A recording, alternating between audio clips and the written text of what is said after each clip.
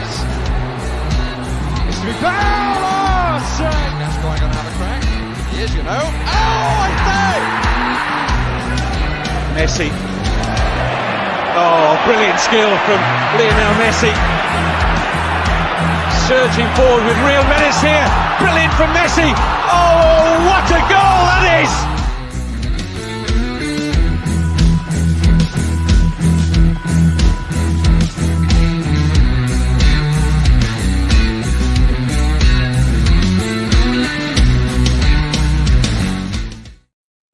Yes, good morning. Savva here from Football Heritage TV, joined by all of the ladies on Halloween, but they look frighteningly beautiful this morning, all three of them. Look at them. That's not what he was saying before backstage. No, don't be fooled. Everything that I was saying. Elly is she's no princess, but she's a queen. Isn't that right, Elly? I am. Yeah, Queen Elly Hoybier. Queen Elly. Not Hoiberg. Hoybier. Hoybier. Oh, she's gone. She's gone. She's back. She's back. Good morning to you. Good morning to you. Mia, good morning. Happy Halloween to you. Do you care much for Halloween? Just another day, just the end of October? Yeah. Do you know what? For me, my boys are bigger now, and they gave out sweets for the last couple of years because I feel like they're too old to go trick-or-treating. Because when I see teenagers come to my door, I'm a bit like, what are you doing? So they've been giving out sweets. But tonight we're going to have movie and party food for dinner. Lovely. So all round to Mia's house tonight for some party food and some movies. And Kate, just a girl who loves Spurs, that the Savva hater household. How are you, Kate? How are you? You well? I'm good, thank you. We're not Savva haters in our house, not at all. We're just well, Jim loves you. I just think you're a bit of a wally. No, I'm only joking. No, I'm all good. Everything's good. I'm with Mia. We're going to have a nice pizza tonight in front of, we've got the new Exorcist to watch. So I love Halloween simply because, look, it's nearly Christmas. Oh, my God. So, yeah. I love that. I love that. You're going to celebrate nearly Christmas with a nice viewing of The Exorcist. That is exactly. That's definitely how all households should bring up their children as well. Ladies, I've entitled this show called Will Levy Splash the Cash? I've seen some quite interesting things in the last couple of days. And apologies, sorry, if my camera's a bit small. I'm having all sorts of problems the last few days with connecting my camera. That's what they all say, that their camera's a bit small. Yeah. Apologising for the size again, Savva. It's just what I do. Constantly saying sorry. It is bigger. It is bigger. I promise. But look, I've seen a few things lately, and last couple of days, I've seen. Stel and Brian put an interesting video up yesterday. I don't know if you've seen it, where and I'll call this person out, not either of those two. I'm backing these two up. Where Flav Bateman from the Fighting Cock was on a show with James Alcott. Alcott, is that it? Yeah, James Alcott, and they were belittling anyone who's kind of Enoch Levy out. They were belittling the whole, how can you possibly be Enoch and Levy out? Look how wonderful Spurs are doing. They're top. Everything is well. The last 23 years, they just simply don't matter. And I thought that was really disingenuous from Flav. If I'm honest, I call him out. I don't care. I don't give a flying. I'll call him out. Really disingenuous. Considering he had Brian and Stel on to talk to them about that very subject a few months ago. And it got me looking around, and the more I looked at that, the more things that came up about Enoch and Levy and what are we going to do in transfer windows. So I wanted to talk today about, first of all, what the expectations are for this season. I don't want a conversation about, we've got to win a title. I want expectations in terms of transfer windows. Okay, because it's all well and good saying, oh my God, we must buy 3 or 4 players in January to win a title. But I'm talking in the bigger picture. What do we need to do January? Then what do we need to do the next summer? And I want to know, and I want to start with you, Mia.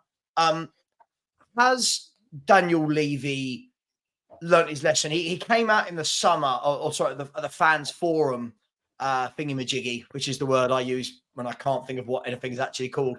And he was talking about that he realised and he's learned and he's changed. And I feel like we've heard this before.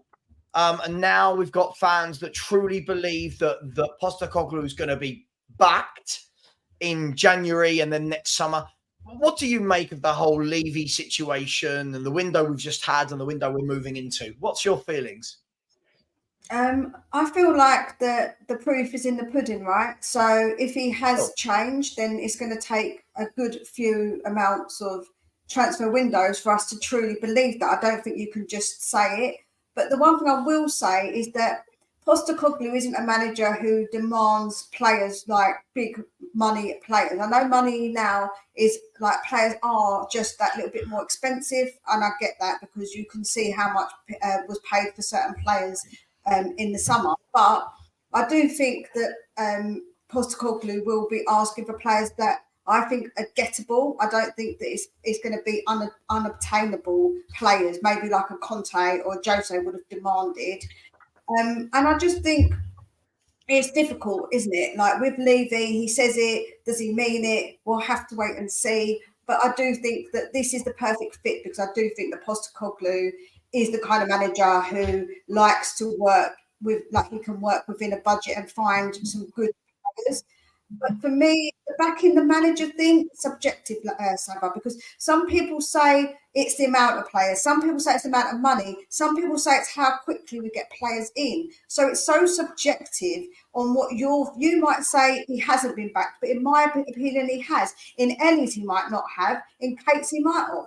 It's just the four of us can disagree because we might all have 4 different opinions on what being backed is. So for me, I want basically Postecoglou to get what he needs to build us a squad, a good squad, because that's what we're aiming for, right? Surely we're going to aim to get a good squad because now we've got a good 11, but we need to build for that future. And that is going to take a little bit more time. It isn't going to be done in one window. Yeah, I mean, Kate, I'll come to you on this. And just quickly before I do, a big up Daryl Denton in the chat. He's been a channel member since day one, I think. And he has just gifted somebody a membership. I think he's just gifted. I'm not sure who he's gifted it to. It's not showing me yet, but he's gifted it to somebody. He's been very generous lately. Thank you so much. Really appreciate that, Daryl. And if everyone else would be as generous to just smash the like button. We've only got 34 likes. There's over 100 people in here. So let's smash the like button. Kate, I think Mia makes a great point. The whole conversation we have, window in, window out, is about being backed. That small word is very subjective. And it normally goes hand in hand with how the team is performing. Yeah. You know, Conte was back. Conte was back to win a league title until we weren't winning games, and then he wasn't backed. Postecoglou's been backed because we're top. If we suddenly lose 5 or 6 games in a row after January transfer window, they'll say he hasn't been. So what do you make of the situation and the word backed? I mean, in my opinion, I don't think Postecoglou was fully backed. He blatantly come out and said he wanted 2 centre-backs, and we got Van der Ven, who is brilliant, and then he bought him Ash Phillips, which is Levy's way of backing a manager. Give him one and then give him a Primark version of another one. That's just my opinion. If Levy, for me, Levy's got to back him by investing money to buy 3 or 4 players that can get into our first team, not that are 18 and need to be nurtured. I know people are going to say, but Ange likes to bring through the youth, and that's fine. Bring them through the academy. But he needs to get a squad so that when a first team player like Maddison comes on, we've got one that's almost equivalent to that to come on. So it's gonna be a long time before we see it if Levy's backing him. It's not going to be a case of January and then the summer. You're looking at probably 5, 6 windows to see if he's changed, to see if he's going to fully back the manager. It needs to do constant investment. You see it with City. You know, every year they lose massive names and we all go, wow, how are they going to cope? You know, they've made a mistake letting him go, and yet they get better. They bring in different players. They're always rotating and recycling and making their squad different. So for me, it's going to take a good 5, 6 windows before I judge it. I'm still not sure if I believe Levy will do that, but time will tell. None of us have got a crystal ball at the end of the day. Yeah. It's so interesting. I mean, I'm going to ask a question, Ellie, in terms of does backing a manager at Tottenham mean something different to backing a manager in other clubs? And what I mean by that is,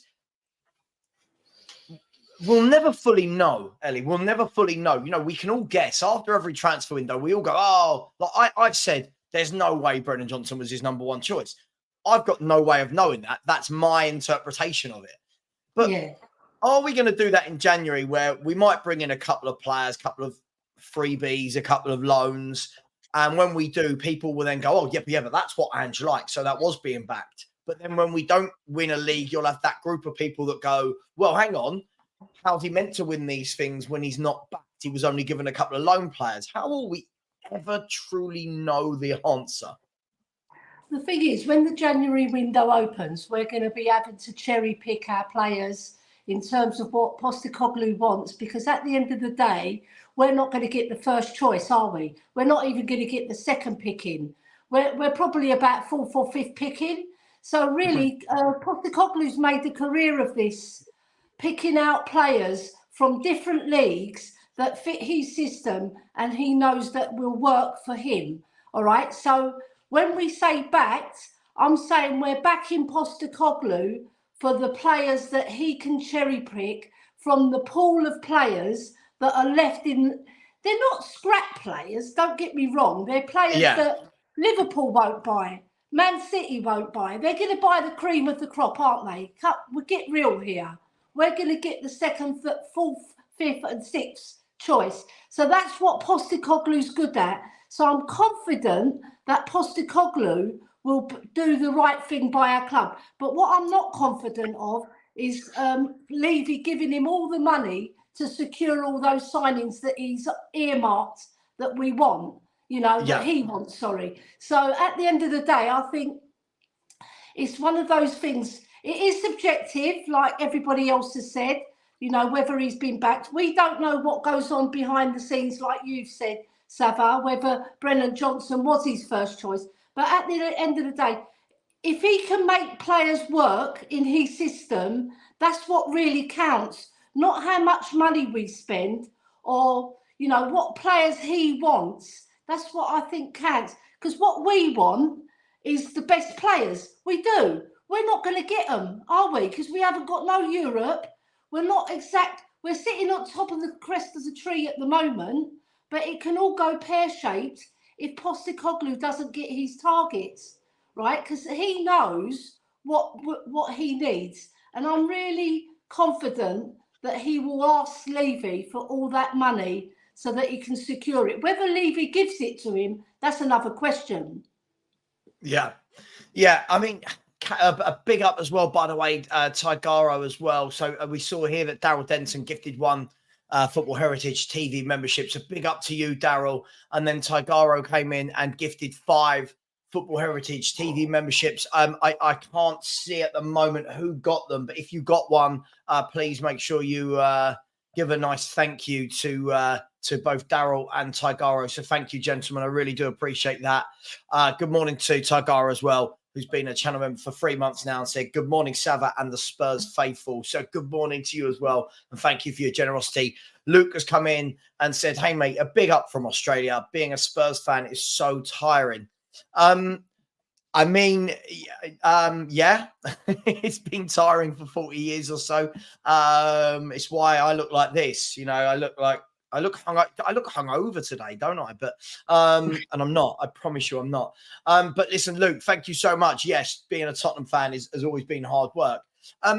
Mia, I guess the difficulty you're going to have is whenever having discussions about January transfer windows.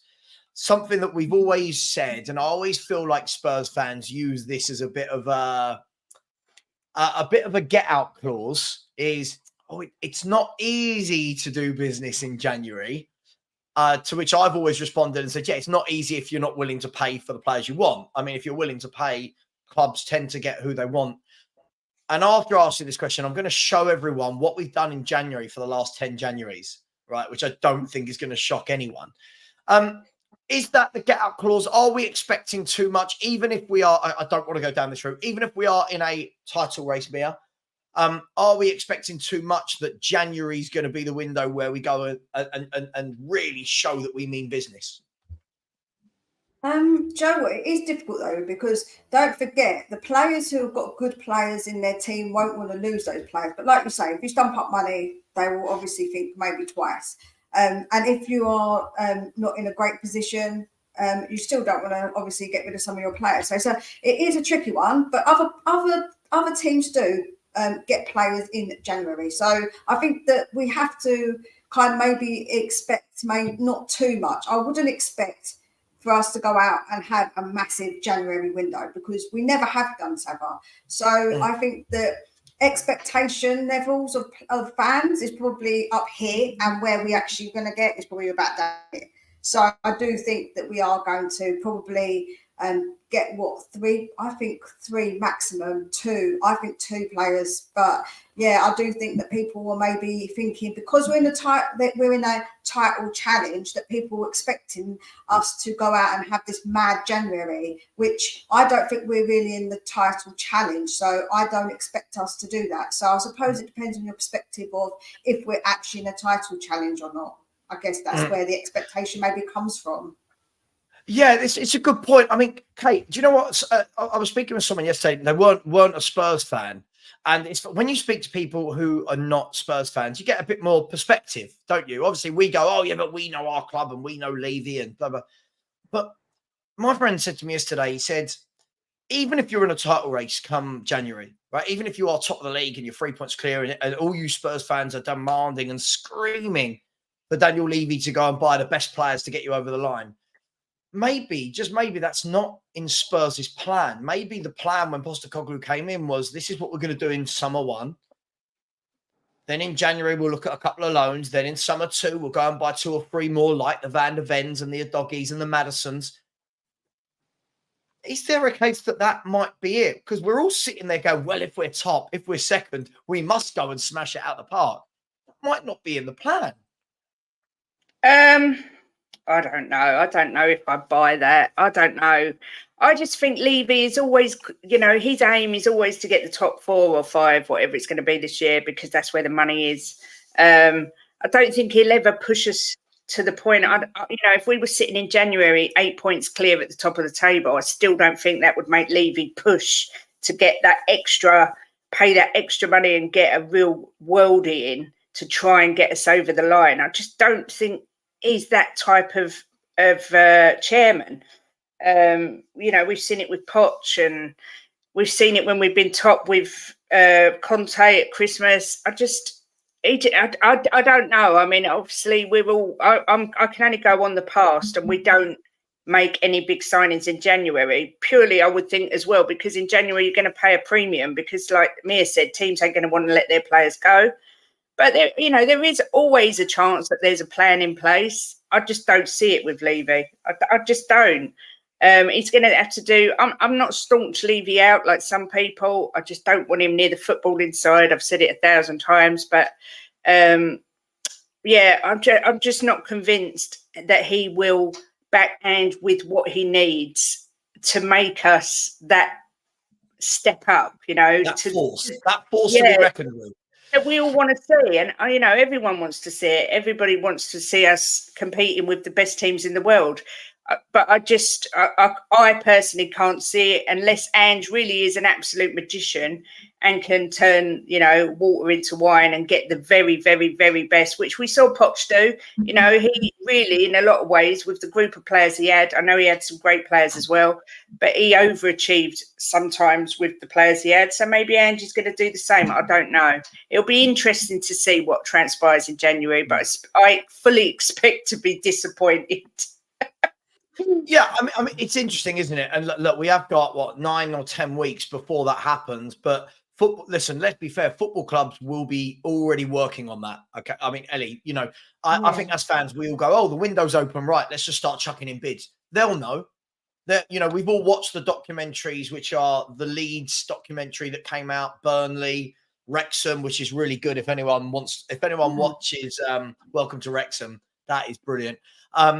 And we see that they sit around and they're talking about what's needed, Elly, for the next windows coming up.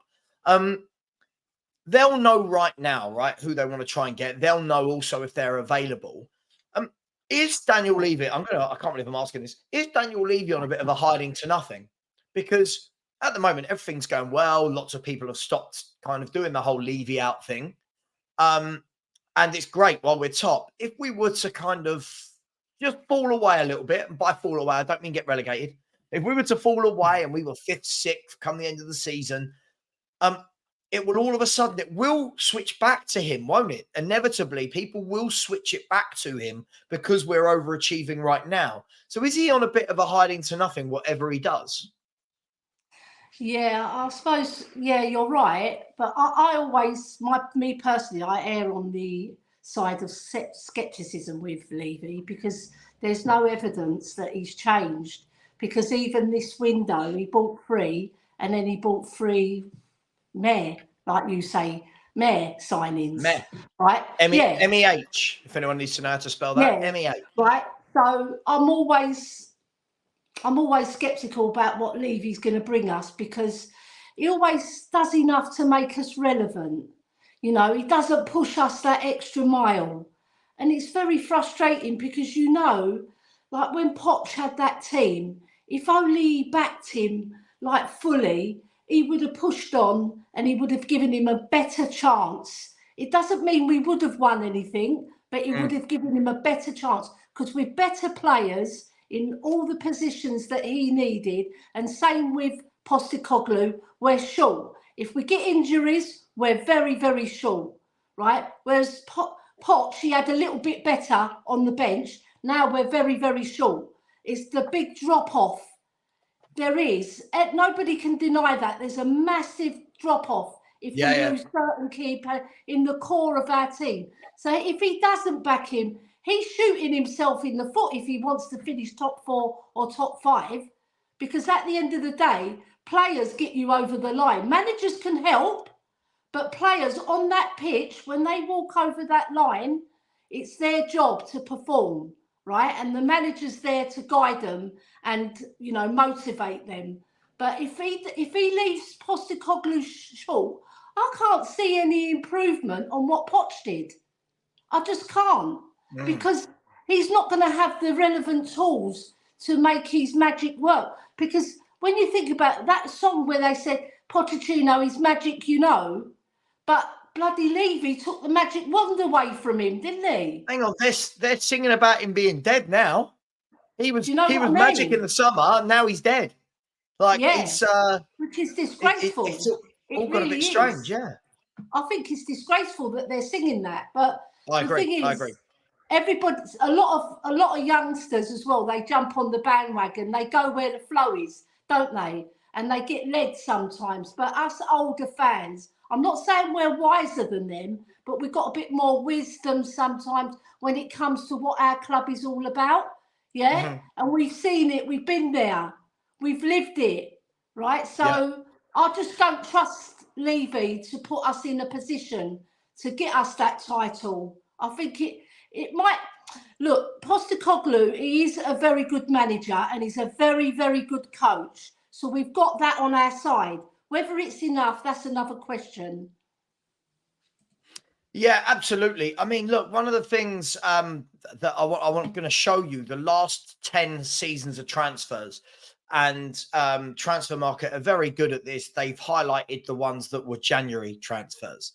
And listen, make of this what you will. It's not for me to say what this is. This is just factual.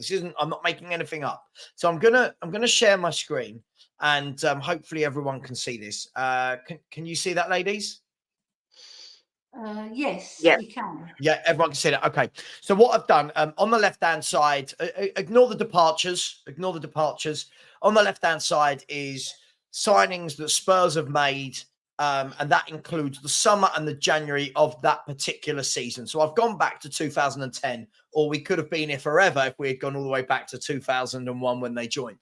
Now, as you can see, all of the people in white, they are the ones that were bought in the summer, and all of the blues were bought in January.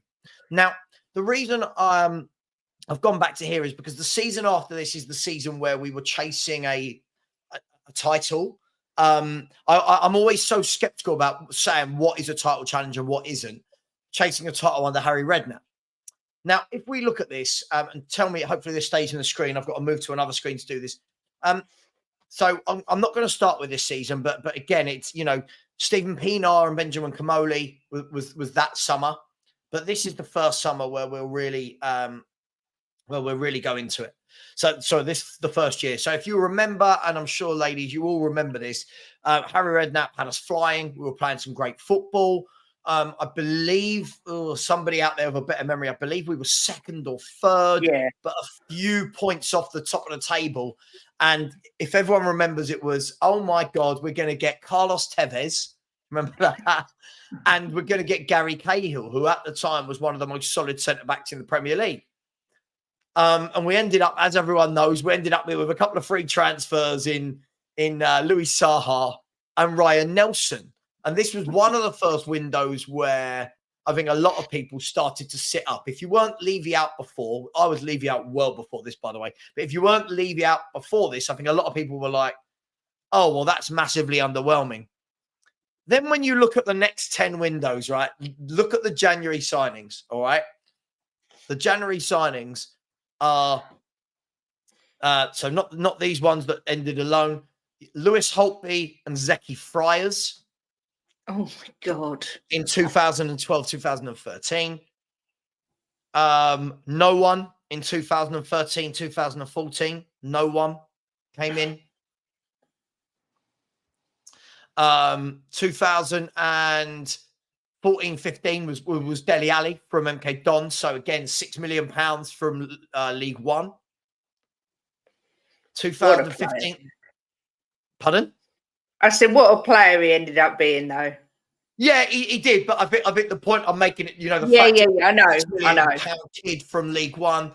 Yeah. 2015, 16. By the way, this will go down for me as our best summer under them guys. Look, Son, out of Ireld, and Kieran Trippier. But look, no one came in January. We go to 16, 17. No one came in January. Oh, my God. 17, 18 was just Lucas Moura, who came in January. Yeah. 18, 19. I mean, look at that. That was the whole season. This was the summer we didn't even buy anyone. And then no one came in. Then in January, we bought in Gedson Fernandez on loan and Stephen Bergwijn. The year after, nobody in the January window. Jesus. Then last year, the year before last, Bentancur and Kulusevski. And then last year, Porro with Zanjuma on loan. And obviously this year hasn't happened yet. Now, Mia, sorry, took quite a bit of time, but I wanted to go through that fully. When you look at those 10, 11, 12 January windows, what does that tell us about the way Tottenham operate historically, factually, in January transfer windows? That we literally try to avoid January transfer windows. It's like we avoid it like the plague. Like I say, January isn't the one for us. It just never has been. So that's why this January, I'm like 1 or 2 players max I can see. I can see Postecoglou pushing for that because I do think he will. But any more than that, I think people are crazy when you look at the past and how we've operated, even under Pochettino. And you can, we were doing so well under Poch in those years when you think he was here for like, four and a bit years. So he was here a while, and in January, he was never like, it was never January, right, let's go, what we're going to do in January because we want to push on. So yeah. January seems to be one that we sort of ghost. It's like the texting, no blue ticks, no nothing. So let me ask you then, Mia, before I move to Kate, why then all of a sudden now are people feeling very different? Like, I don't know about you. I can only speak for myself. I'm not looking forward to the January transfer window. I've never seen anything from these owners that makes me think this is the one. This is the January window. Bentancur and Kulu, people can bring up, but again, they weren't even our first choices. We brought them in on the last day of the window. They weren't. If everyone remembers, it wasn't meant to be Kulu. Everyone remember who it was meant to be? Diaby. It was, I meant can't to be, remember. it was meant to be Luis Diaz before Liverpool came in. Oh, yeah, that's yeah, right. yeah. Yeah. Thank Yeah. Diaz. Yeah, thanks for that, Savva. Thanks for the reminder. Listen, I'm just saying. And then we had fans saying, "Oh my God, Kulu's so much better than Luis Diaz." But it was if you remember, we put in bids for Adama Traore, but he ended up going to Barcelona. Barca. On Yeah.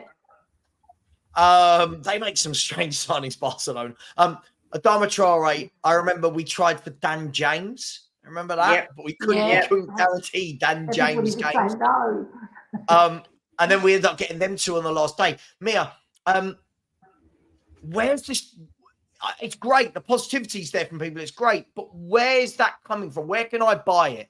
Where can I buy this positivity so that I see what people are seeing? It's the Tottenham Hopium shop that you can buy it at. Just saying. I don't know, but I do. Like I say, I do think that maybe we're hopefully seeing something change in the background and getting like people in scouting people and people who might make it. So Levy stepping away from it. So if Ange says he needs players, that they actually might sanction players, like they might. I said to Savva, I'm not thinking we're going to go out and buy loads of players. I think maybe one loan and we buy a player. I really am not confident in that we're going to go out and have a massive window. So I don't know why people think we would do that, considering the past. Although things are changing, I think things are changing behind the scenes. We don't know what the effect of that change is yet. So I will probably temper our expectations a little bit when people are saying we're going to go out and we'll have this massive January window, because I really don't think we are. We've been linked to loads of players, like loads, but I don't think that we're going to get loads of players in. Absolutely not. I think that we're going to get a couple in to maybe make things a little bit better, but I don't think we're going to go out and do this massive thing where we're going to come out and say, right, here's a big amount of money and putting it down the desk, slap it down, here we go, mate. They're not going to do that. Yeah. I mean, Kate Ellie. I mean, White Rooster's got a point. And by the way, I've already seen a few comments that are coming in about being negative. I'm just trying to understand what will be different this January. I think people have to understand that we can't just say things will be different. We've got to be proved, right? Things have to be proved that it's different. That's what I said.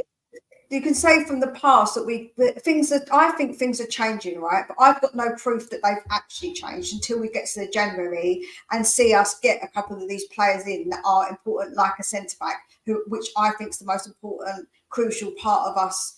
Our downfall if one of our centre backs goes down. So I think that for me is important.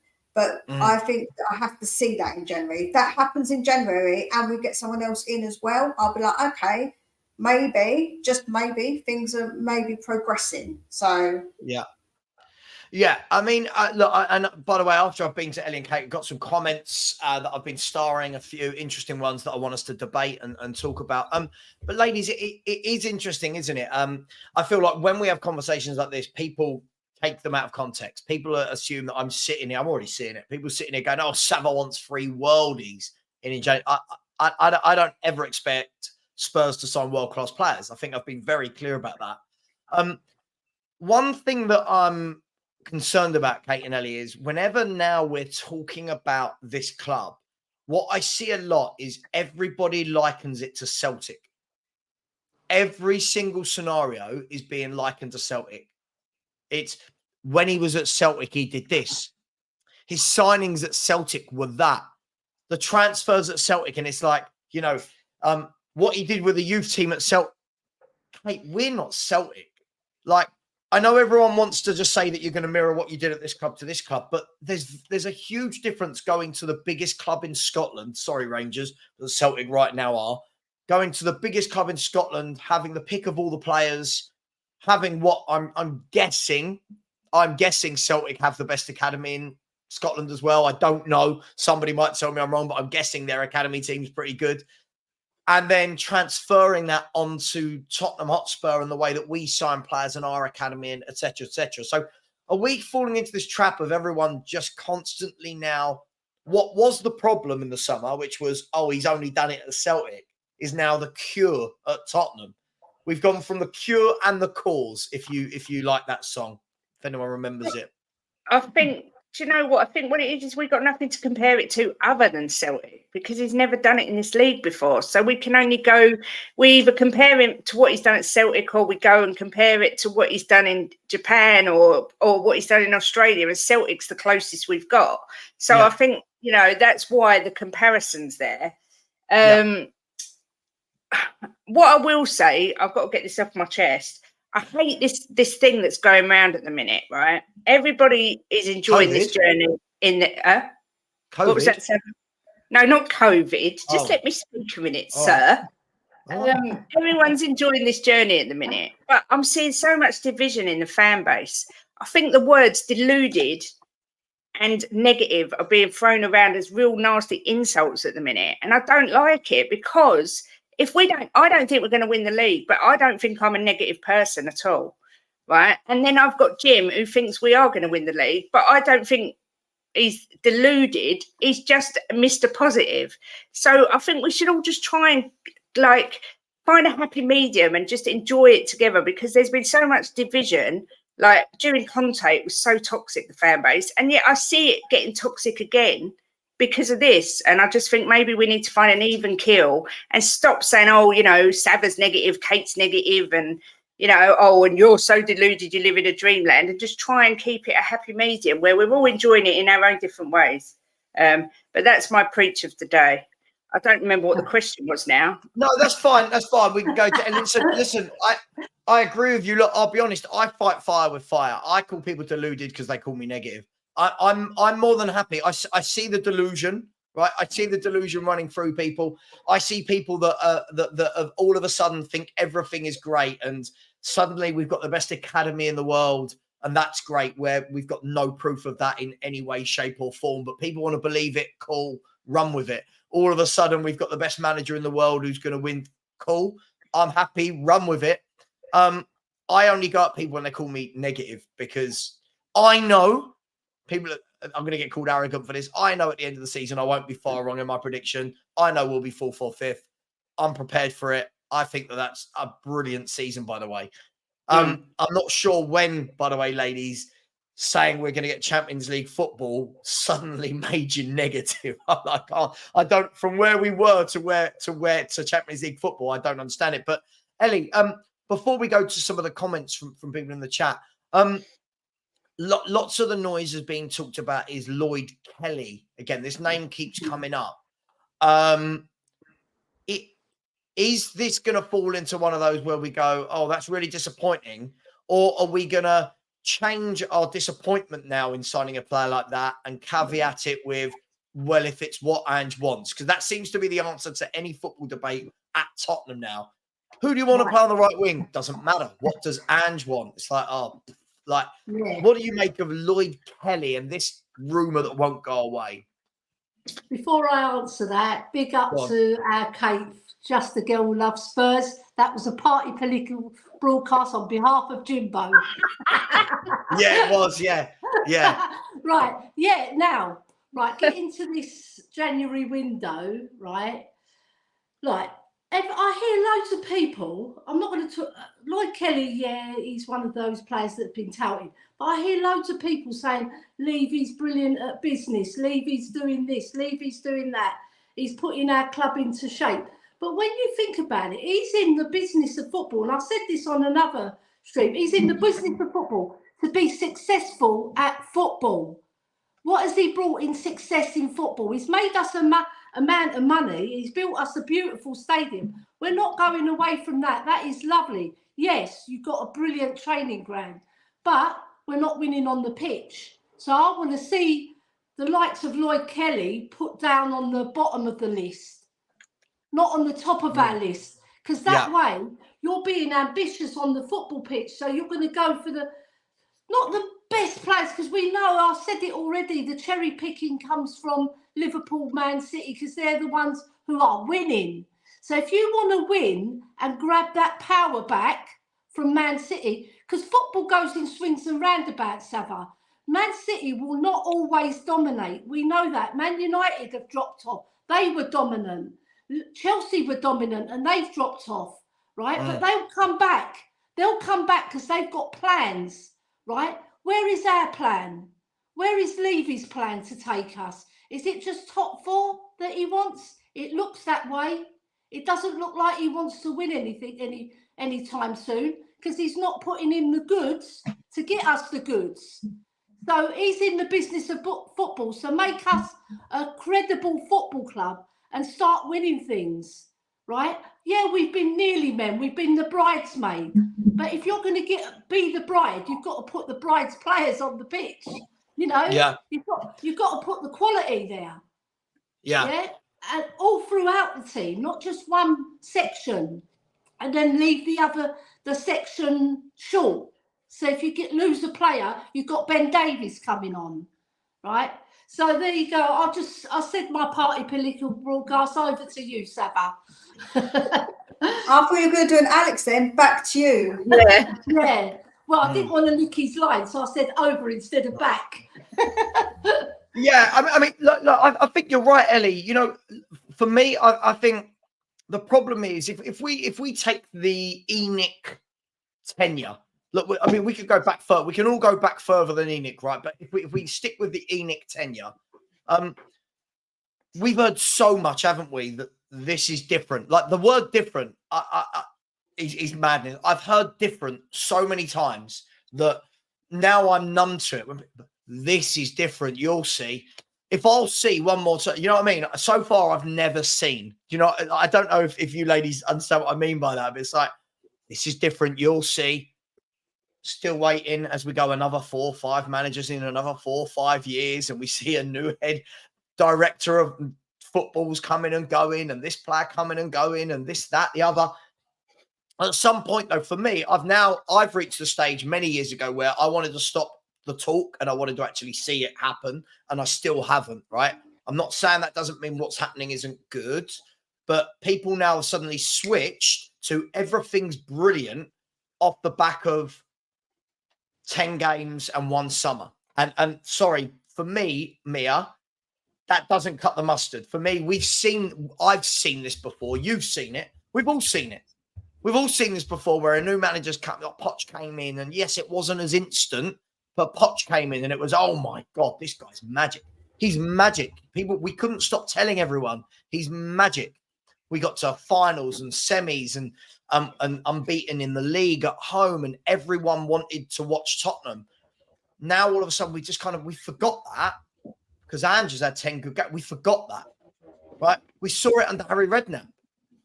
Like, we all remember that era under Harry Redknapp, right? We won the League Cup, started the next season terribly. I think it was 2 points from 8 games. If I'm not wrong, I think we had 2 draws and 6 defeats. Got the chop. Yeah, Ramos got the chop. I feel a bit sorry for Ramos, by the way.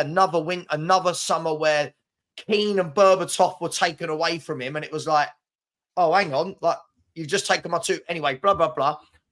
Redknapp comes in, great football. Things are different. He's bringing in his own players. Look at the freedom we're playing with. As it went on, we stopped buying him players. We stopped pushing. I mean, I could go through it. Martin Yole, Redknapp, Poch, AVB didn't get what he wanted. I feel like we're doing it again now with Postecoglou.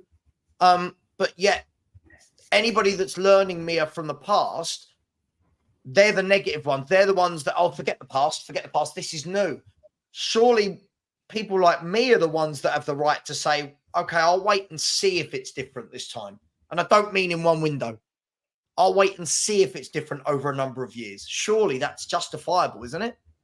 Yeah, no, do you know what? That's absolutely justifiable. But also having hope is also justifiable, because I feel like that in life, if we haven't got hope, what have we got? And when people see a new manager, they see something maybe in Ange and they think, do you know what? I want to have that hope in my life. And some people are all heart and a little bit ahead. Some people like you think more like logic with your head, with like what you think about the past, etc. So sometimes it's just a difference of an opinion in balance and what they think with. Like if you're an all heart person or all head or a mixture of both, do you know what that's where like I'm a kind of person, I'm a hopeful and I'm optimistic, but I'm balanced. So I try to be even keel on it.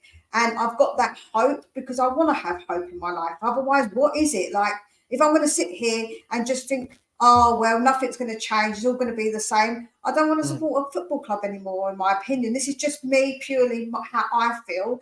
I won't want to support a football team anymore because I think, what's the point? There's no hope. There's teams like who are never going to win anything, and they know that every season, but they've still got hope. They still go into the season with some sort of hope of doing well for their terms.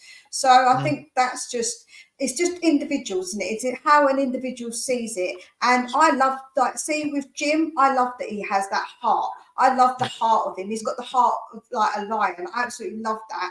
And yeah, he doesn't always think with his head. He's thinking a bit more with his heart, and that's absolutely fine. Kate, she's more balanced. She wants to see things a bit different. She views things differently, just like you do, Savva, just like Elly does. So I can't get on to people for any way that they think. If they want to think with hope, that's cool. Sure. If you want to think with the past, that's not negative. That's just your perspective of looking at the past and assessing it that way. So yeah, of course, that's well justified. Absolutely.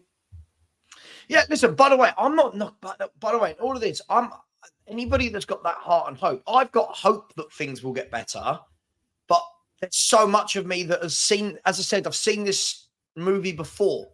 You know, we've read this book a million times before, Kate. I think what people get, they conflate the two debates. This isn't about Postecoglou.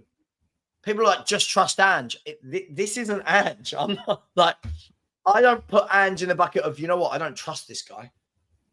That's not the guy that I worry about. In all of this, this has always been about Daniel Levy. This has always been about ENIC. So when I do hear at Celtic, he did this, at Celtic, I look in and go, that's great, but Levy and ENIC's tenure will tell you that's not how Tottenham operate. Now, I'm all for it. Sweeping changes. I'm all for it, Kate. I want to see it. But I do think it's just slightly early that after 10 games, suddenly we've gone from we're a mess of a club to everything's great. And that's the problem. That's, for me, that's where I get called negative, but I don't think there's balance the other side. I don't even think some people aren't even saying, yeah, we've improved. They're going, it's great. Look at everything is great. The youth is great. Is it? Is the youth great? Like, do you know what I mean? Those sort of questions. So don't we need to just wait and see? Shouldn't there be a little bit of, let's at least get to the end of this season. Let's see what we've done with a couple of windows and what we've done over the test of a season and get to a summer before we start pronouncing that Spurs have made huge strides and wholesale changes.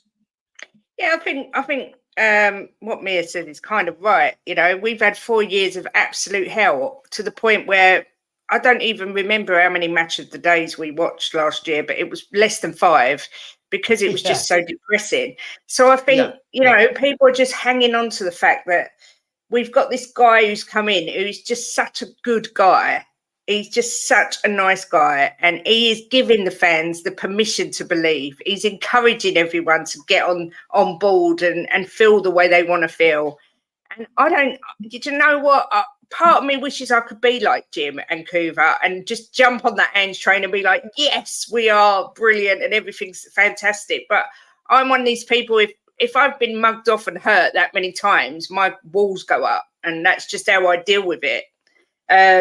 But you know, I think you've got to give it a season minimum to see if Levy has changed. I have got nothing against Ange. I've said it all along. I think Ange, if he is supported and given the tools that he needs, will bring success to this club. In fact, I've got no doubt he will. And that's where I think the Australian fans sometimes get confused with us digging out Ange. It isn't Ange. We all love Ange. It's Levy.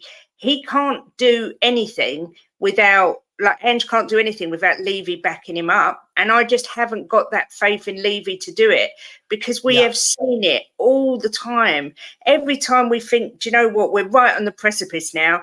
You know, Poch got us to a Champions League final. He's going to back him. He's got to back him. You know, he's not an idiot.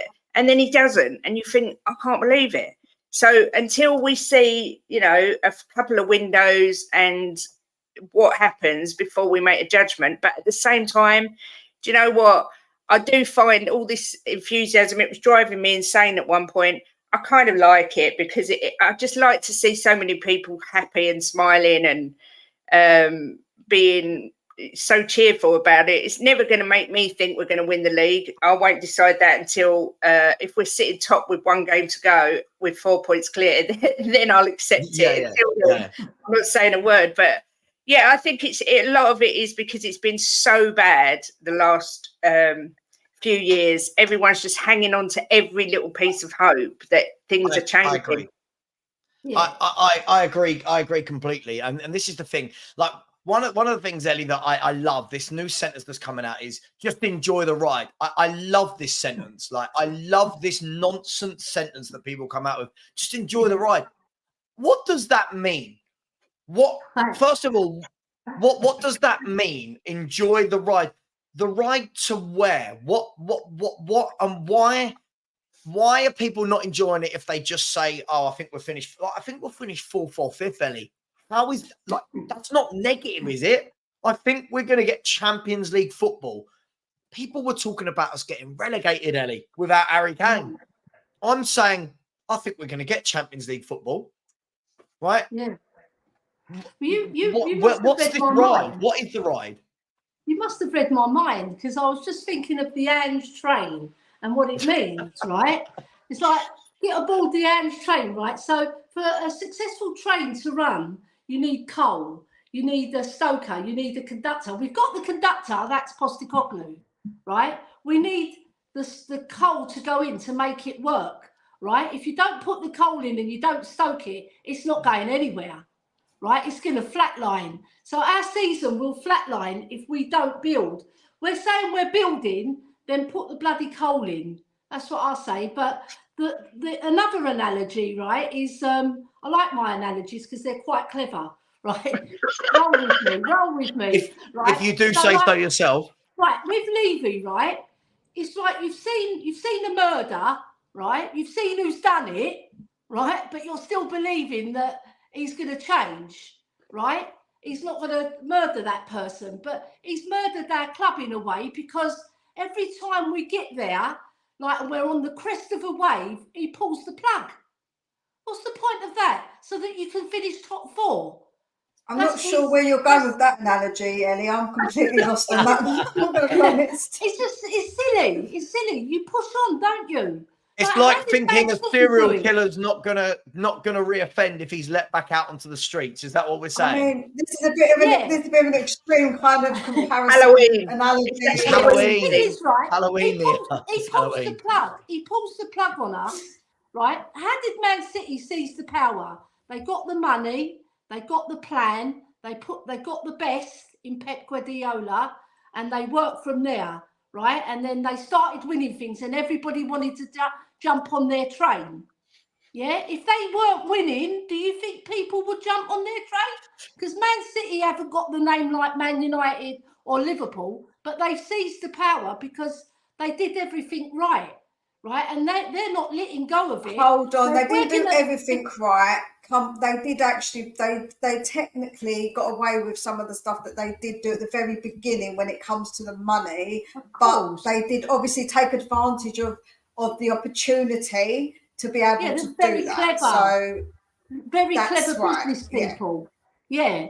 They hid a lot of things as well. But what I'm getting to is that we've got to give the tools to push on and actually make ourselves the team that's like Man City and seize that power from them, because they're not going to give it up.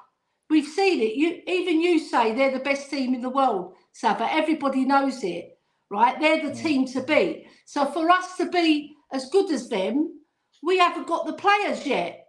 So how are we going to win the league? I agree, but listen, I'm going to call out someone I normally wouldn't call out. This is what I mean. I'll call it out. When Kate said she doesn't like the word deluded, have a look at this pile of shit. I'm sorry, Coover, I'll call you out for this. 1st to 4th is a negative outlook. I mean, this is mental. It is still pessimism. Sorry, we're 3 points above 4th place. Like, me thinking we're going to finish 4th is negative. We finished 8th last year. Sorry, this is what I mean. This is where I find it's all absolutely histrionics. This sort of thing. I'm hoping this is sarcasm. How on earth can me thinking we're going to finish Champions League and fourth? How is that negative? In what way is that negative, ladies? I'm sorry. If that's the case, then if he doesn't win the title, he's failed, surely. The only thing I would say to that, let me just... I don't get this. The only thing I would say to that, right, is Kuva, right? So Levy says fourth is good enough, right? That's what he wants, right? So us saying we want fourth, aren't we saying what Levy wants? I want first. Well, we all want first. I don't want fourth. So I mean, it's not negative saying you want to finish fourth, but it's like I want first. Hang on, Ellie. No, it's not me saying I want to finish fourth. I think we've got to remember where we were last year to where we're going to finish this year. This is the problem is people like Kuva now have got so silly with it. It's got so silly that, but we're first now, so we have to win it. That's not how life works. Otherwise, you'd stop the Premier League season every year after 10 games. That's not how it works. There's a reason the season is played over 38 games, right? You can't judge the Premier League. Otherwise, who won the league last year, ladies? Man City. Who was top after 10 games? Arsenal. It doesn't work like that. It doesn't mean, oh, we're first. You have to say you want first. I want to win every league, every competition, like you ladies do, right? We want to win the league. Me saying I think we'll finish fourth isn't me saying I want to finish there. It's the food chain. I look and see, I think there's better football clubs than us. I do. I'm sorry. If I had said this, what are we now, October? If I had said this in June and July and August, everyone in this community is agreeing with me that there are better football clubs, there are better football teams, there are better managers. People have bought better. 10 games later, it's, well, if you don't think we're going to finish first, you're negative and it's pessimistic. What? Like, surely there's hope. Like what you were saying, Kate and Mia about hope. I get it, but there's hope. And then there's got to be common sense. We can't just say, oh, hope trumps everything. Like it doesn't work. Sorry, I don't know what I'm trying to say. I just find this absolutely staggering what Kuva's just said to me. I think that's I'm a really competitive person, right? Anything I want to do, I want to be the best at it. I want to win. If I play a game, even against the kids, I never just let them win. They want to be better. If they want to beat me, they've got to be better than me, right? That's how my mentality is. I'm really ruthless when it comes to wanting to win, but then I'm also realistic. So my realistic side is saying, yes, I want to win everything, but do I think realistically we can? No, I think that's obviously. That's my realistic side, but the competitive side of me, of course. When we went into that Champions League final, I wanted to win it. But did I think truly in my heart that we were? I was probably like, probably not. You know, I think that you always want to win it. You always need to have that competitiveness, but I just don't think that we're going to win it. And if you're negative for thinking fourth, I still am saying we can get fifth is the maximum I believe we're going to get. I don't think we're going to get fourth because I think we are and could possibly have those blips, and I'm prepared for that. And if we get fifth, for me, that would be a really good season in my expectations of what I expected at the beginning of the season. Because I said 6th, 7th at the beginning. If we got fifth, that would go past my expectations. So we would, in my eyes, have had a better season than I predicted. Absolutely. For me, absolutely. I think if he gets Champions League football this year, from what he picked up to fourth or fifth, because that might get Champions, I think he's had a great year. Build a statue with the man. I think that's a great year. I said any. Go on, Savva. Sorry. No, go on. You're right. Go on. I was going to say before the season started, I said any sort of Europe at all will be a great season for us. Even now, sitting top, I believe as long as we get Europe, that'll be a fantastic season for him. I completely agree.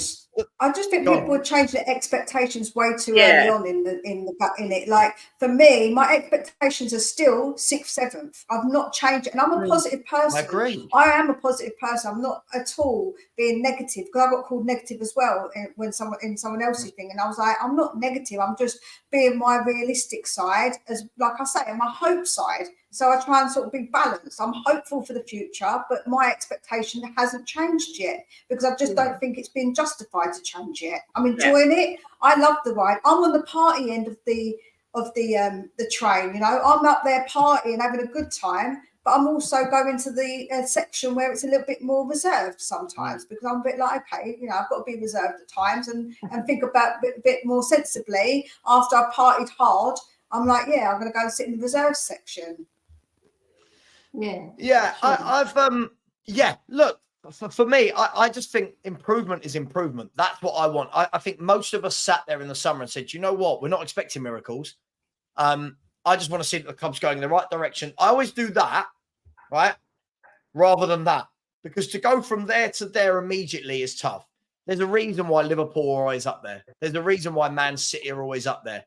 Arsenal, Man United over the years, not so much now. Chelsea. There's a reason why these clubs are up there, because normally, other than Man U and Chelsea right now, who are in the proverbial rebuild phase, I don't know, whatever you want to call them, these clubs have put the infrastructure in place that they're ready to go again. You look at Liverpool, right? If you look at Liverpool, great seasons for 5-6 years in a row, dropped off last year, changed their entire midfield, they're back up there, right? That's what they needed to do. Yeah. For me, I think if we can finish 4th, I think that'd be absolutely sublime. 5th for me is probably more likely, I think, where I see us. 6th, still don't think it's a terrible season from where we were. I really, really don't. I think people are getting very brilliant. I know I'll get told off this. Get carried away. Do your thing. Get carried away. But then if there is a bump back down to reality, and if we do then finish 5th, 6th, 4th, all those people then need to remember that they were telling me that I'm negative for what eventually might happen. The same way, I'll have to tell them if we finish 1st, God, I was massively wrong. But last thing I'll say before I go to some comments, if we put anything, this isn't just Spurs, by the way, Kate, you're on with me more than anyone else. When we put people, when we put clubs, when we put managers, when we put owners, when you put them on this pedestal, there's nowhere to go from there. So if you put them on that pedestal on day one, there's nowhere to go. I normally use this analogy with footballers. Messi, Ronaldo, Mbappe, Haaland, these players are up there, right? And they stay up there because from day one, they've been smashing it out of the park. What football fans tend to do is they get players that are good and put them there straight away. Then when that player doesn't perform, they go, I can't believe what's happened to them. Well, nothing. They just shouldn't have ever been, they shouldn't have had that immediate praise that you gave them after 1 year, right? Same with football clubs. Yeah, 10 games is a fantastic start. But people now going on this pedestal right there, winning a league, it's like, cool. Well, when we don't, I'm going to be saying he's failed because people are telling me we're winning a league. So that's how my mind works. You can't, for me, you can't have it both ways. You can't be this delirious, we're winning a league, I've got all the hope in the world. And then when it doesn't happen, go, oh, yeah, but it doesn't matter. It was a good journey. No, that's wishy-washy. The journey for me is sustaining it. And one of the comments I want to bring up, which for me is really, really, really important that we look at, I just want to see, sorry, I'll start a few, was this. I agree with Joseph Tyler completely. Next season will be the one if we actually find out if Levy will help Ange take the club to the next level with most likely having European football, as then I know if Levy changes his ways. Now, I interpret that any team can have a good year. By the way, we don't even know where we're going to finish. So any team can have a good year. Any team can have a good transfer window. I agree with this guy. Let's see next season. Because the pedestal that people are putting Ange on and Tottenham on right now, got to go and do it again next season. Got to go and buy Van der Vens, Madisons, the Doggies, Vicarios, and you've got to be up there next season after 10 games. If you're not top after 10 games, then it's a drop off. So, do you guys see what it means here. Like, this is why for me it can't be judged over 10 games. It's years. It's got to be tested over a number of years, isn't it? Yeah, of course it has. But we don't know what the future holds for us because Levy's unpredictable, isn't he? He's been unpredictable since he came into the club. So you don't know what you're going to get with him. But one thing's for sure, you're not going to get the full backing, not like what us fans want, and not probably like the managers want either, because otherwise we would have been up there with the Man Cities, Chelseas, Liverpools and Man Uniteds of this world. I'm not going to say Arsenal because they've dropped off as well. But do you know what? I think if we push on this season and get 4th or 5th, like you say, I will be happy with it. But obviously, if we finish first, that's the delirium, isn't it? But I can't see it happen. I can't see it happening, Savva, because the evidence is there, right? The evidence is there. There are better football clubs with better players, all right? If we're going to compete with them, we've got to buy those better players to make us as good as them. But we're not doing it. We've bought Maddison, we've bought Vicario, we bought Udogie. It's all looking nice, right? But you've got to add to that next season to push on. If we don't add and add and add, we're going to fall by the wayside and we'll drop like we did under Conte. We finished 8th, right? So yeah, you've got to build. It's a building process. Arsenal built, right, and they're still in the mix still. So they're still there. They're only 2 points behind us, right? So it's not like we're years ahead of them. We've got to have a balance. But I just feel that if we don't build and give Postecoglou this help, we're going to fall by the wayside. We will. Because those players who've come in, like Van der Ven's and Udogie's, they're already being earmarked for Real Madrid. There's lots of gossip about that they're going to be the ones who are going to leave first. So if we're going to hold on to the players, we've got to start winning things. So we've got to back this manager properly and give him the tools that he needs to push us on, not just this season, for seasons to come, because he's got a 4-year contract, hasn't he? Yeah, and Arsenal are at the end of that 4 years with Arteta. So if he doesn't deliver this year, I'm sure all these Arsenal fans are going to start asking for his head. Yeah. Exactly. This is my point. So I feel like Mia. I feel for the first time in ages, there's some really good things going on at Tottenham. I do think I think this my opinion on this side kind of gets overshadowed because I don't think we're winning a league. I think there's some really good things going on at Spurs, but unlike others, I'm not demanding it now. I'm kind of quite happy to just see where we go this year, and then kick on next year, and then next year. Whatever we say, Mia, it is going to be tough to compete with the likes of Liverpool and Man City. It doesn't matter what the 11 is now. These teams have got history and know-how from their owners, from their managers of what's needed to get over lines and what's needed to win trophies and titles. That's just fact, right? It's going to be tough to overcome that. Yeah, no, of course. They're the two big ones. Obviously, it used to be other teams that were like that back in the day, but now they're the two ones that they are the ones to beat, right? And it ain't easy. It's not an easy task because what happens is that it might take us a few windows to sort of build up, to get that squad. But what Man City will do is go like that and they just change their squad straight away. Do you know what I'm saying? And they improve straight away. And then someone like Liverpool, because they're such a big club, they can attract the top players. So then you're getting top players going to a Liverpool. You get the Man City who can just change their team around. They're so smart with what they do with the players that they get in, that they can change it. So we're still building and they're already surpassing us again by another 3 or 4 steps while we're still building and we're still on like our second step. And so that's what happens each time. So every time they go up a level, we go up a little bit. They go up a massive level, we go up a little bit. And that's hard to be able to catch that.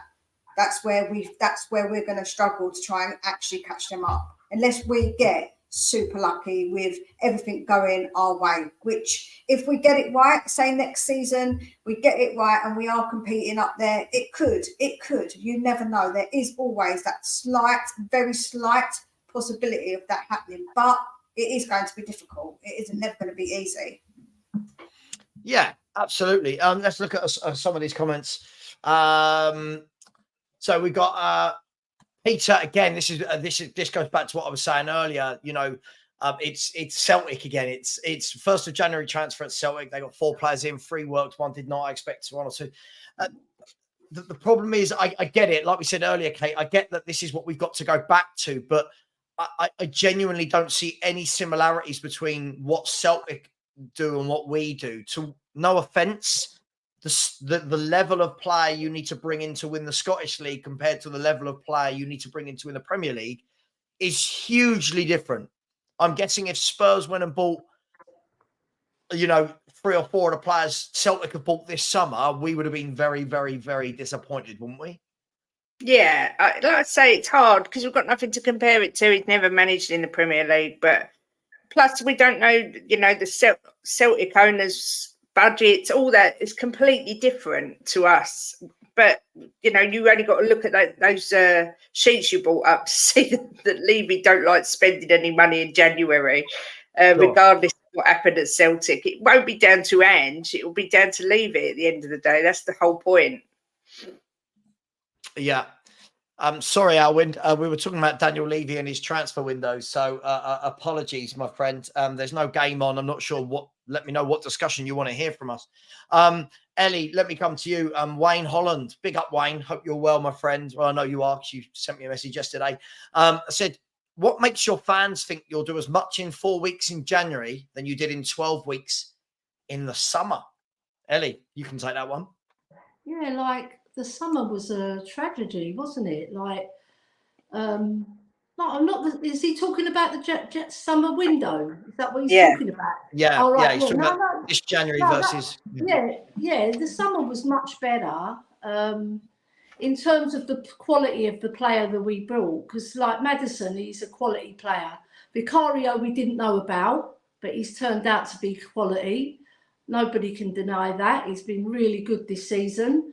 Van der Ven, he was another one. I was shocked. I knew he was pretty good, but I didn't know he was that good.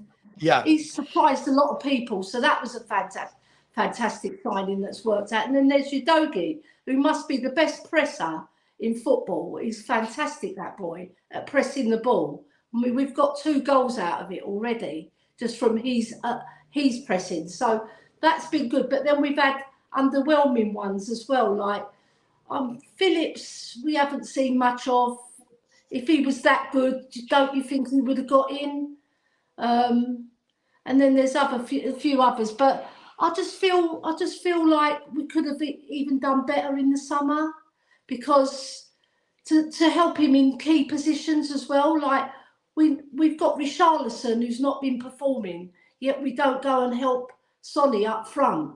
You know, and then Kulu had a mere season last season, and even this season he's got 2 goals only, right? So when we need more goal scorers in the team, so if we're going to go up that next level, because goals win games, all right, defensive win games as well, but goals win games as well. So we needed to strengthen in a lot more areas than we did, all right? So I don't think the summer window was as good as people were painting it.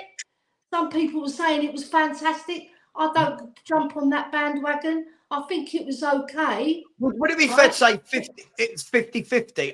For me, I've gone on record publicly and said 50-50. Vicario, Van der Ven and Maddison, great signings. For me, you all know my opinions on... Look, for me, Kulu, Brennan Johnson, Ashley Phillips and Solomon is yet to be seen whether or not they were great signings or not. So I agree with you. Yeah. For me, what I would have rather have seen, instead of 7, I would have rather seen the 3 that have been really good, and then another forward and a striker and a centre back. I think so. Definitely. This is why I'm we still did buy worried about Valise as well. Don't forget we bought Valise, guys. Oh, But what have we and done? Valish, yeah. Well, I chuck him into that. He's a mix striker, as well, you know? but he's a striker, so I suppose technically He's a striker, but Yeah. he's not being played. I did say technically that he is, but I think he will get more time because I think that he is the slow. Because they don't forget, Postecoglou said we'll see more of him more in the second half of the season because he hasn't settled yet. So I think once he's a bit more settled, we might see a little bit more of Elise. I'm going to be honest. Yeah, look, quite possibly. Listen, I'm not saying, by the way, all of those players are bad. I'm just saying that half the transfers so far, we've not really seen. Like Brennan Johnson, we've seen cameos. Like we've seen cameos from Brennan Johnson. Solomon, unfortunately, picked up the injury early on. Kulu, I'm not going to get into a Kulu conversation at all. Valise and Phillips are kids that we haven't really seen. I think we've seen, I don't know, what, 20 minutes combined maybe from Valise's sub appearances. So, but yeah, you're right, Ellie. If we go to some more of the super chats, Rodney Roberts has said to you all, how many points are we getting from our next 6? Does he mean our next 6 points or our next 6 games? 6 games, I reckon. Yeah. 6 games. Okay, is everyone familiar? If not, I'll tell you what our next 6 games are in order. Tottenham have got Chelsea at home, Wolves away, Villa at home, City away, West Ham at home, Newcastle at home. So we've got 1, 2, 4. Sorry. So we've got. Sorry, my nose is. I feel like I need to sneeze, but it's not quite there. If you know what I mean. So we've got Newcastle, West Ham, City, Villa, Wolves, and Chelsea. How many out of 18 we get in there, Kate? I'll start with you. 15. 15. Yeah. All right. Who are we dropping points to? I'm going ultra positive here. I see us losing to Man City, and I see us winning all the others. Had Wolves had Neto back, if Wolves has got Neto back, I will be changing that to 13. But I'm going 15. Wow. 5 wins and 1 defeat. Ellie, what are we going for? I'm not going to be that optimistic. I'm going for 10. I'm really going for 10 because I think we're going to lose to Man City and I think we're going to lose to Aston Villa. I think they're really looking hot. Even though we're at home? Yeah. I think they're going to do us.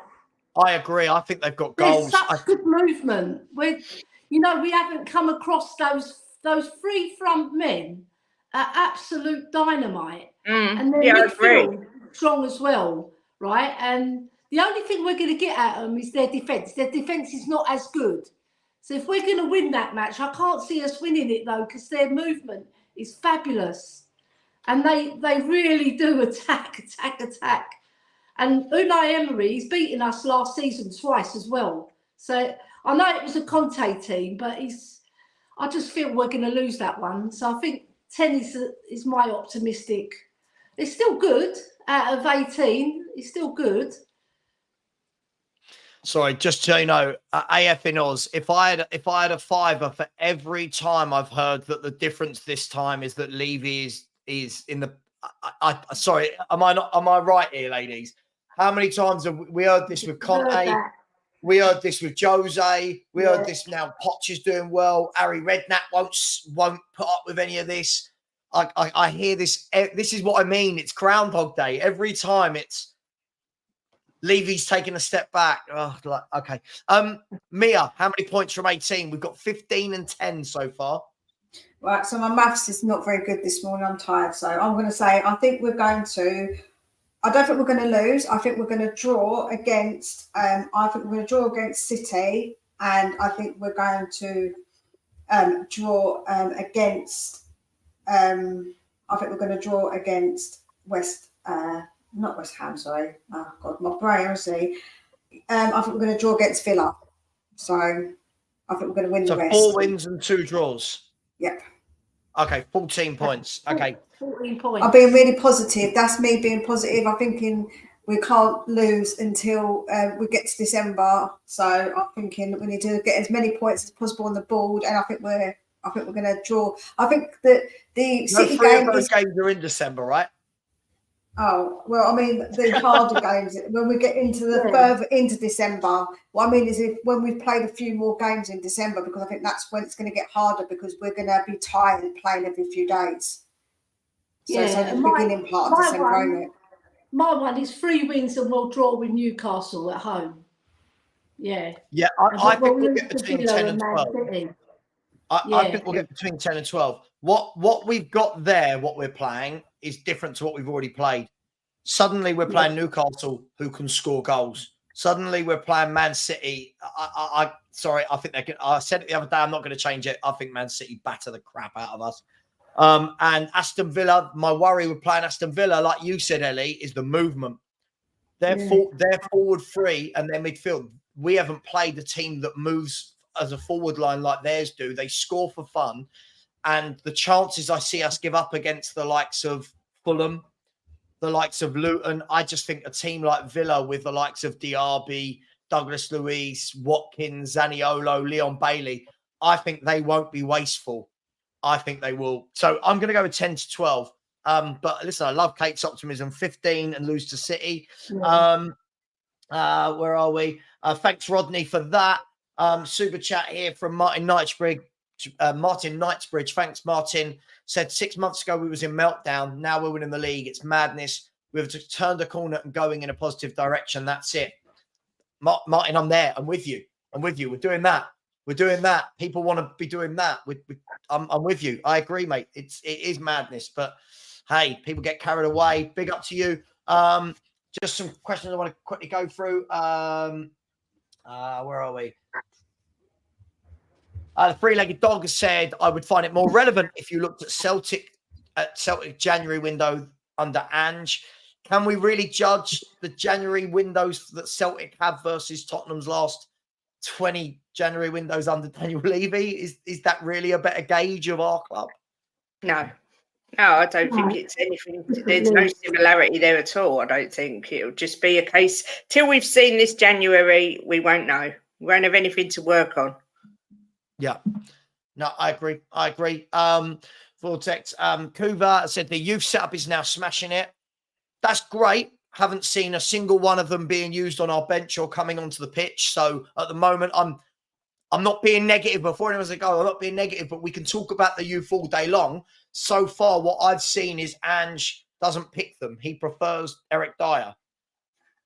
Ange prefers Eric Dyer. Ange prefers Ollie Skip. Ange prefers those players to the young players. So, Davies as well. He's right. On the bench. So at the moment, the style of play, if I say it, I'm going to, at a risk of saying it, I'm going to say it. I think this is being way overhyped. I think this style of play everyone's talking about, sorry, I sound negative, don't I? I can hear it. I mean, am I the only one that thinks this? Mia, you'll tell me if I'm wrong. This style of play that everyone's talking about, I've not seen it against Luton, Sheffield United, Palace, Liverpool. I'm not seeing it. Like I feel like this is made up. Do you know what I think? We've seen glimpses of it, and we are going to see one. It's not clicked yet for Ange because he's so early on. Even he said it. But what I will say is those games in isolation are difficult to judge because, like with Luton, we had a man down from half time. With Liverpool, they went 9. They had 2 men sent off, so that was hard because they put all the men behind the ball. The only true reflection will be the beginning part of the Liverpool game, to be able to see how we sort of fare. And it was a bit of a back and forth game, and it was a bit of a heart attack game.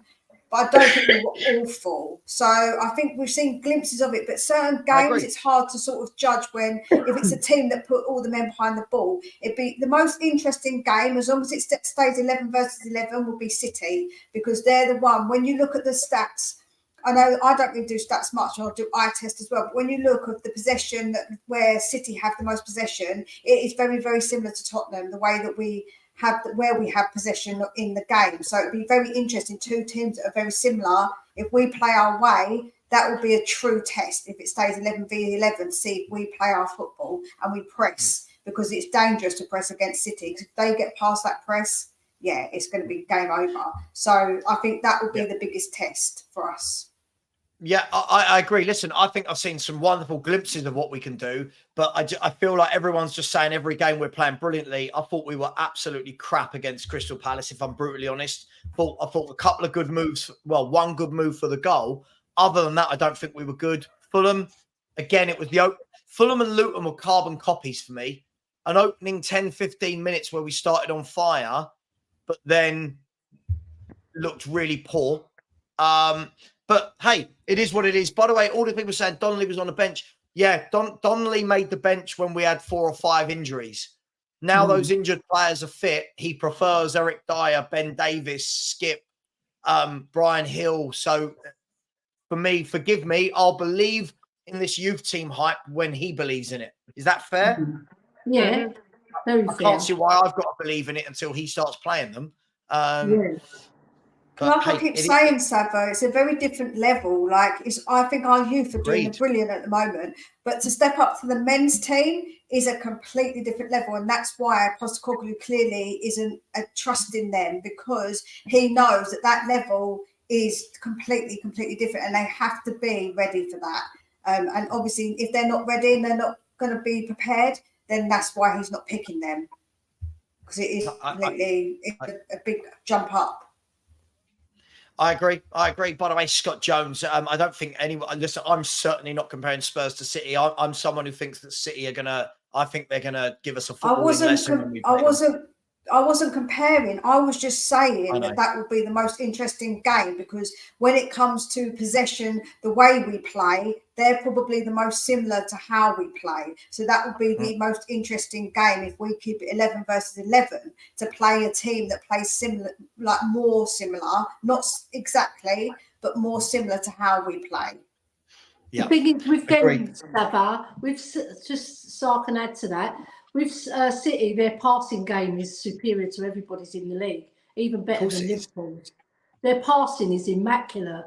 Like we haven't got that continuity with our passing yet, but we have been quite good in some games, you know, in pockets of games as well. We haven't dominated. Like this Ange ball is when we're in front of goal, right, and we're clicking. Like when Maddison we scored at Arsenal, that was superb. The goal against Crystal Palace, that was superb football. If we can continue that throughout the game and put teams away, I'd get on this bandwagon that it's Ange ball. Sometimes it is, but it's not enough. We need more. But you get things like this, Ellie. Unfortunately, this is the thing. These stat padders now. We had 91 point. We had one shot. We had one shot on target in the whole game. It's where that passing takes you to as well. Right. Do you know? Do you know the only other game I can honestly say was the Arsenal game. I felt like I was disappointed that we got a draw, because that game I thought we played really well, much better than I thought. And when I'm watching whilst playing Arsenal, I'm always like jittery. But Joe, what I thought we played very, very well. That's probably the game that I will say that's the most disappointing. Disappointed I've been in ages. When I got on, I said, after I did my reaction, I was like, do you know what? I'm sort of disappointed that we didn't win. I'm actually a bit disappointed. Yeah. So I think that game really was the best one. Do you know what, Ellie? So as somebody, I watch a lot of the other leagues, and years gone by when La Liga was still on the Sky. Remember they had the games every Saturday night, Sunday night, and it was always Barca or Real Madrid. And I remember that during their pomp, when Barcelona were beating teams 5-0 every week, like the best team I think I've ever seen play football. They said to Pep Guardiola after one of the games, Pep, this is the first time in Spanish league history where a team's had like a 98% pass rate or something. And Pep Guardiola turned around and said, it doesn't mean anything to me. Most of those passes are between Xavi, Iniesta, Piqué and Puyol at the back. He doesn't care. He said, what I care more about is that we didn't give the team the other ball and we scored 5 goals tonight. Now, that, for me, is football. When we come up with these pointless stats, let's be fair. Who watched Crystal Palace and came away from that game and went 91% pass accuracy? I'm sorry, most of those passes were Van de Ven Romero, Vicario, Van de Ven Romero. That's great, and you're not giving the team the other ball. But when you've had one shot on target in the entire game, I'm sorry, I'm not going to go, oh, Ange Ball's thriving when you've got one shot in a game. That was our most negative game so far. I thought so as well. Yeah. I thought so as well. We played really very did, negatively. We didn't even get the ball forward to Maddison. Maddison normally dominates midfield, doesn't he? And Basuma does. There was nothing of that. But do you know why? Because Basuma was worried about the yellow card. You can see he was definitely playing a little bit less.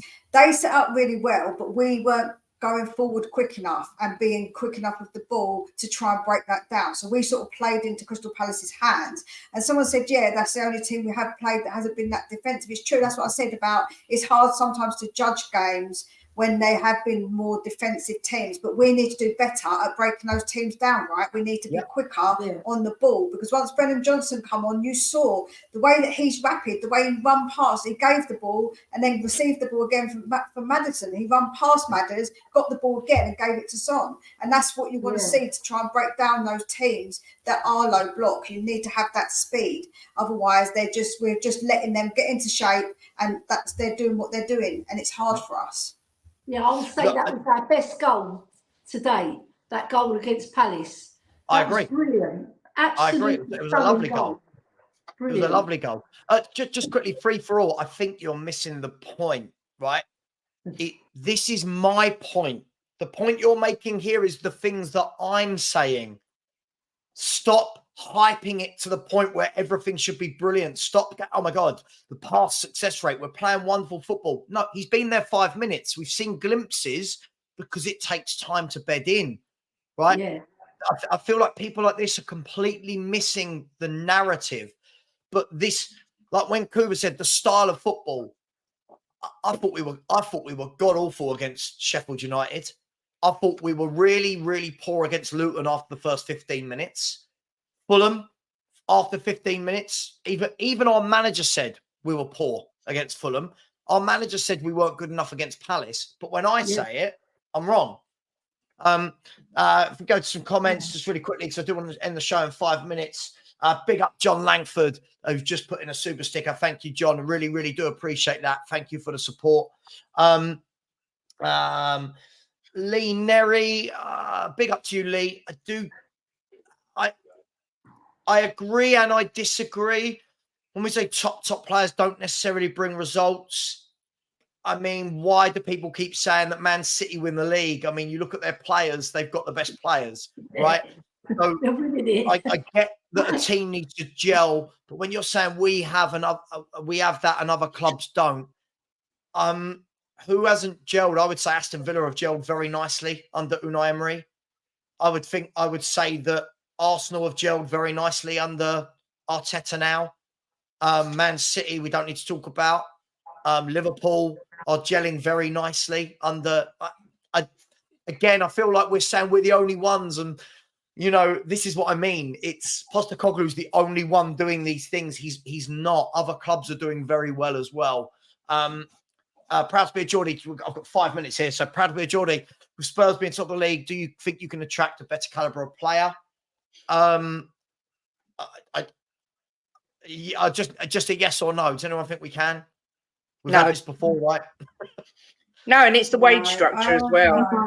If you even could attract the right caliber, Levy's not going to burst his wage structure. That's for sure. No, I always say, Savva, to be honest, there's like different levels of clubs that attract players. So we're not in that top section. Do you know what I'm saying? That's City. That's even Man U, because of their history, can attract a better player, maybe what we can. Yeah, they can, what we can. City, you know, it's them teams are in those top level. I feel we're in like a third tier, really. Between second and third tier sort of player level when it comes to attracting players. By the way, just so you know, Level Earth blaming my mods for timing you out. Don't blame my mods. I'll time you out. I trust my mods, but I time you out. If people just constantly just go into my chat, call me negative and try and wind me up, I'll block you, all right? I'm really bored. I try and create debate. If you want fluffiness, go and watch Chris Cowling. All right. So I'm not here for fluffiness. I want to ask real questions. When I'm right at the end of the season, I expect people like you, Level Earth, to come back and tell me I was right. I'll be right. I've got no doubt in my mind I will be right about how this season works. And then you'll be going, oh, but it was season 1. Give him time, which is what I'm saying right now. Just really, really quickly, I've only got a few minutes left. Ronnie said, come on, we haven't proven anything yet. Yep. How will people much better than Kelly will come in to be a backup for us? And then he's gone on to say Kelly is also homegrown, so ticks the boxes too. This is what I mean, right? People on one hand want to tell me that everything is different, right? And that we're going to win league titles. Then on the other hand, they're backing signings like Lloyd Kelly. And we're doing that thing again, ladies, where it's everyone's a backup. We're not learning, are we? Liverpool, City, these clubs have players that rotate. And already we're talking about, oh my God, but Van der Ven and Romero have to play every minute of every. This is why we won't win things. You've got to have top players everywhere. Yeah, I agree. It just makes me laugh. Especially if we get in a European competition, we need a second squad that's as good as the first squad. You know, it's no good having. I mean, Lloyd Kelly, even the team that have got him don't really like. The fans don't like him, so that speaks volumes. Yeah, the evidence is there. 6 out of 7 league titles Man City have done because they've built, and they get the best players because they're winning. Right? If we start winning, we're still behind on the pecking order. Like Mia said, we are. Because they want to go to the Man Cities, the Liverpools, the Man Uniteds, the Arsenal, because they've and the Chelseas. Don't count them out because they will come strong as well. Yeah, but listen, Chelsea get every single player anyway. They've got probably bloody two teams worth anyway, plus extras. They splurge the cash, don't they, Chelsea? That's one thing we haven't been doing. Yeah, I get it. I think now we're into this. I think we're now getting into this realm where everyone just thinks this way Postecoglou's doing is the only way now to win, and we're going to do this, and we're the only team who are united. I just watched a Man City team destroy Europe last year. I just watched them the other day destroy Man United. I think they look very well. Yeah, they look like they've got a lot of cohesion. One of the last comments here says, Kleeman has said, Savva, I heard you on another channel that City are going to spank us. It was on my channel. I believe that is negative. Cool. City beating us is common sense, but I believe that using a word like spanking is negatively loaded. Why? I think Man City could spank us. I think Man City on their day can spank anyone. Man City... Oh, this word spank's coming out a bit too much now, isn't it? I love it. Man City. There's nothing negative about a spanking, let me tell you now. I wish we were playing them at home. Then I wish we were playing them at home, but Ellie, right, this is what I mean. People get upset by this, right? Last season, I watched Man City batter Real Madrid. Batter them. Like, they made Real Madrid look like a Conference League side. I watched them batter Bayern Munich. I watched them batter Arsenal, who were about 9 points clear in the league at the time. I just watched them at the weekend play the best half of football I think I've seen from anyone this season in any game against Man United. Why is it inconceivable that Man City could batter Tottenham Hotspur at Man City Stadium? Why suddenly now are we too good for that? I don't get it. I'm not saying everyone has to agree we're going to get battered, but we could get battered. It's Man City. But hey, I give up. To sum up what we've learned today, Tottenham are winning the league. We're playing the best football out there. No one else can compete with our unity and our players. Lloyd Kelly is going to sign for Tottenham, and then we're going to win the league. Ladies, it's Halloween. Any plans for tonight? Is anyone doing anything tonight? I know that Mia's watching a film and getting stuck into that. And Kate's, I don't know what you're doing, Kate. Anything fun for Halloween? Well, we've got the new Exorcist to watch, so I might get some dominoes and sit and watch that. My son's actually going to the pictures tomorrow night with his mates to watch a horror film.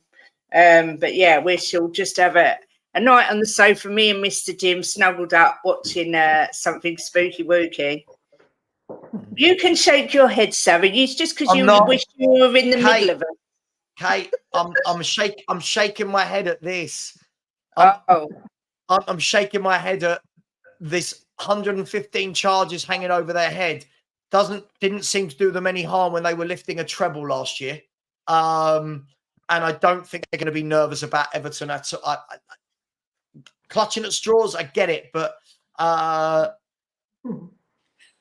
look, I love it. I'll tell you what, we'll see, won't we? When we play Man City, we'll see.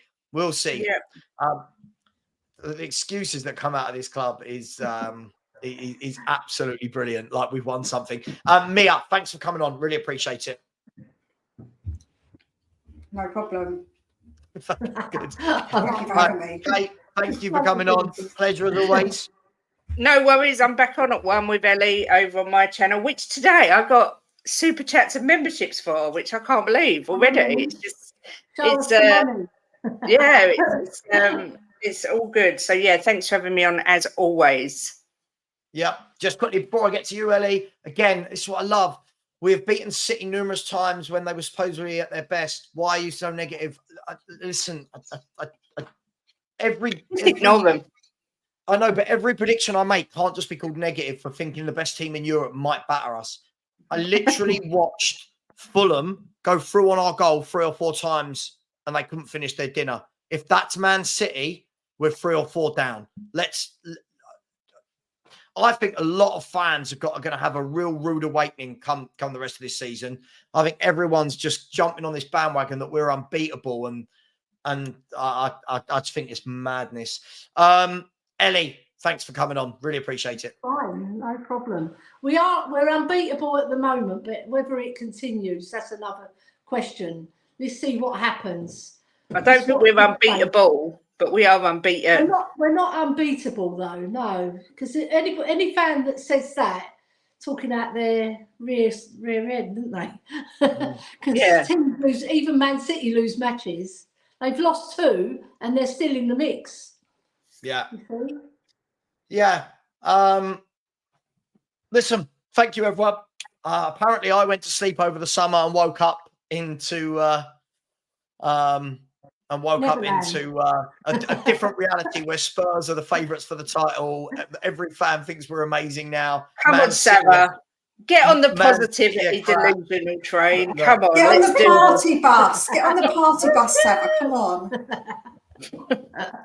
Where's Jimbo when you need him? He's dancing downstairs. Look Holland isn't that clinical. That's ridiculous. Look, what do you do when these are the people that come into my chat, call me negative, tell me I'm wrong, then come out. He's ended Rob Frank with this nonsense. Erling Haaland had 66 goals in 68 games for Man City. That's not clinical. What is it? 66 in 68. Look, how many chances does he miss? Do you know what? These people are just saying it for attention. I just laugh at them. Oh, Jesus Christ. What happened to football fans? But the 66 out of 68, that is clinical. If we go back on Messi's stats, I'd love to know how many Messi missed. Come on, exactly. Do you know what I'm saying? Messi's the greatest player ever. I'm sure he's not a robot. Chances. Yeah. You know what, Savva? If one of our strikers had scored 66 in 68, that wouldn't even be questioned, would it? No. If one of our strikers, if Son had 66 in 68, we'd be telling everyone he's the best striker in the world, right? Yeah. And that he should be winning a Ballon d'Or. Yeah, and he should be made the king of South Korea. Oh my God. I mean, do you know what? Just to give you a few little stats for the last 60 seconds, I'll give you a few little stats. Erling Haaland, who's not on form, by the way. I don't know if anyone saw. I had this debate with Hassam on Football Terrace, and he told me that Erling Haaland is not. He's not clinical. He's not on form at the moment. he doesn't score against the big 6 teams away. I know. To which I said, well, hang on. Last year he scored against Arsenal away. He scored against Bayern Munich away. I think they're pretty big football clubs. Erling Haaland, who's not in form in his last 5 games of football, has got a brace. Then he didn't score against Spain. Then he scored 1. Then he scored 2 against Young Boys. Then he scored 2 against Man United. So in his last 5 games of football, he scored 7 goals. Yeah. I call that clinical. I've no idea what. This is how you know. Our fans have gone, do lally. Do lally. I'll tell you what, when Erling Haaland gets a brace against us, I'll be reminding everyone. Listen, thanks very much, ladies. Appreciate it. We'll see you again soon. Thanks to all the sensible people in the chat, plus the people like Rob. Big up to you. Don't forget, everyone, it's Savva's 50th birthday tomorrow. Yeah. Cheeky. And there will be a channel announcement tomorrow. There will be a channel announcement tomorrow at 6 p.m. So please join me at 6 p.m. tomorrow for the channel announcement. The announcement isn't that it's my birthday tomorrow, by the way. And then in the evening, we will be having a round the ground score show for all of the League Cup games that are going on tomorrow night. There's loads of League Cup games tomorrow. So thanks to absolutely everybody. And take care. And as always, come on, you Spurs. Give me